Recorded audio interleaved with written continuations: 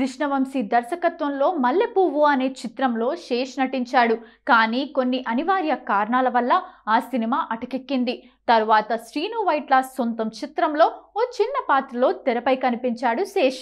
చాలా ఏళ్లకు 2010లో కర్మ చిత్రంలో కీలక పాత్ర పోషించాడు. ఆపై పవన్ కళ్యాణ్ పంజాలోనూ ముఖ్య పాత్ర ధరించాడు. బలుపు, కేస్, run Raja run, ladies and gentlemen, Dongata వంటి చిత్రాల్లో గుర్తింపు ఉన్న పాత్రలోనే శేష్ కనిపించాడు. ఇక అయితే అన్నిటినీ మించి బాహుబలి మొదటి భాగంలో అడవి శేష్ కనిపించేది కొద్దిసేపే అయినా ఇట్టే గుర్తుండిపోయేలా నటించాడు. క్షణం, సైజ్ జీరో, అమి తుమి చిత్రాల్లోనూ శేష్ తనదైన బాణి పలికించాడు. అడవి శేష్ సొంత కథతో తెరకెక్కిన గూఢాచారి మంచి విజయం సాధించింది. నిజం చెప్పాలంటే ఇదే శేష్ సోలో హీరోగా సాధించిన అసలైన విజయం. దీని తర్వాత ఎవరు మేజర్ చిత్రాలతోనూ శేష్ తనదైన ప్రత్యేకత చూపించారు.